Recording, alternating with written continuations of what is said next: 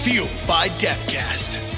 For somebody out there who wants to start, getting into weightlifting and weight training. Jeff's asking for a friend. Not just a hypothetical. Totally hypothetical.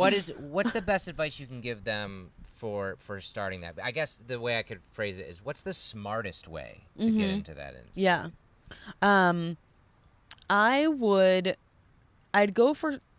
I'd seek out structure. So a structured workout program and a structured but not extremely restrictive diet plan. Yeah. And the diet plan can either be literally a meal plan, like eat these foods, or it can be flexible dieting, like, hey, use this app and track your food and just hit these calories. Because both are really doing the same thing. A meal plan is getting you to X amount of calories. Yeah. Tracking your food is getting you there too. So structure in diet and structure in the program, not just because that's going to give you results, but because that holds us accountable. And a lot of people really crave that structure. And it's if you're habit building. Yeah.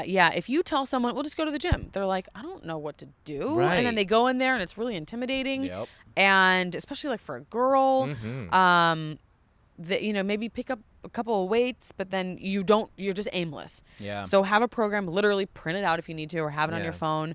I used Jamie Eason's program on bodybuilding.com, super beginner. Now I have a program that my coach writes that's on my phone. Like, we have our own app, which is really cool. That's awesome. But is that accessible to other people, or is that just only if with you're your team? Only if you're on our team. Gotcha. Yeah, and the team's called Fit Body Fusion. I gotta drop that. Okay. Shout out. And but yeah, that structure, it'll hold you accountable. You'll be able to safer see too, because you're not yeah, you're not just going in there and going, ham and trying to do everything and eat everything or shock your body or whatever. Like, I hate it. I hate to see friends that are so discouraged because they really are trying. Yeah. But they don't really know what they're doing. And I was there, and it sucks because you're like, I feel like I'm trying and nothing's happening. Yeah. So that's why eventually I did hire a coach when I was really serious about actually competing. Like, I would say having a coach is necessary if you're going to compete. Right. But yeah, just having that guidance, programs. Yeah. Yeah, being able to see that last week you deadlifted 200 pounds and this week you lifted 210. Yeah. That's pretty cool too. So tracking that Proof stuff. positive. I think I had a notepad.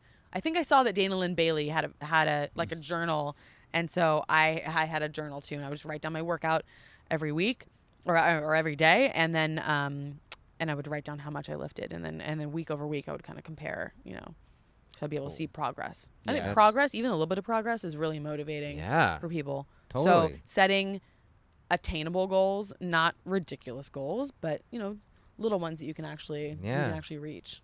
And then also it's hard because we're all comparing ourselves to people on Instagram or whatever, or friends or people at the gym, and a good amount of the time those people aren't natural, right? And we're looking at something that is not even attainable without drugs, you know. And well, I even try to that you're always really good at dispelling, and I think that's what attracted me to you at first is that you're not caught up in all that bullshit, and you're really spreading a positive self-image information out there, and that I think that's super important because there is so much unrealistic stuff out in the Instagram world, and it's pretty tough, especially anybody who has any disorders as far as like self-image goes.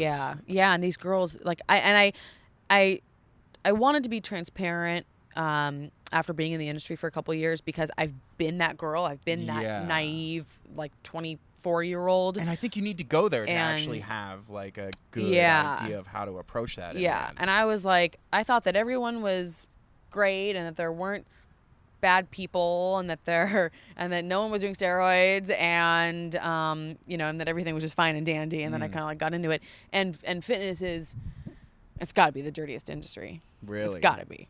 Really? Yeah. I haven't gotten in deep enough. Yeah, it's interesting. Yeah, I mean there's porn stars, there's people doing a lot of things to make a buck.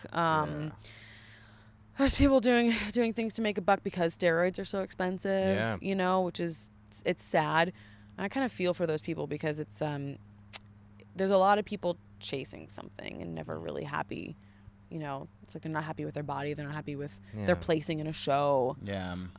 So I see kind of some sadness there. For the most part, I've only worked with and met really awesome people.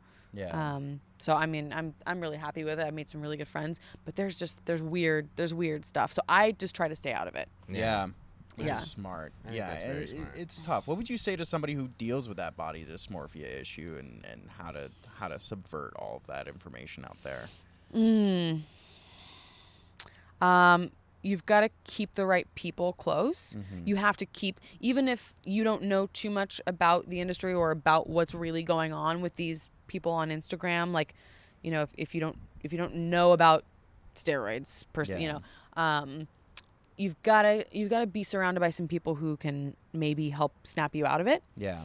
I was backstage at my first pro show, and I was one of the smaller girls, and I was kind of sitting back there and kind of just watching these girls walk by, and they just, like, even bikini girls, even in my division, their delts are just popping, and they're just shredded to the point of just veins on their abs. It looks unreal. I'm like, how does that happen? And I'm kind of sitting there looking, and my coach looked at me, and she was like, okay, but you know what they're doing, right? You know you're not doing what they're doing. Like, she kind of snapped me out of it.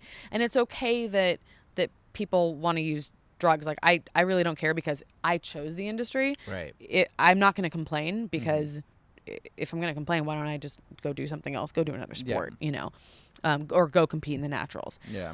But I have to stay realistic about it. And it's nice to have a coach that's like, that can kind of snap me out of it, and that can say, okay, but I'm going to list the 5 things that girl's taking that are the reason why she looks like that, you know, so stay realistic, you know?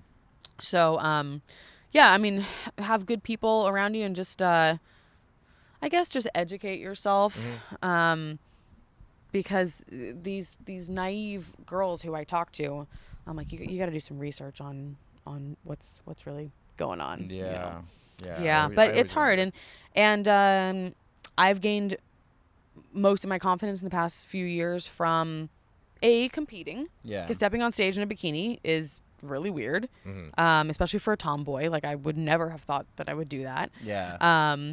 But so that kind of put me in touch with, like, my feminine side.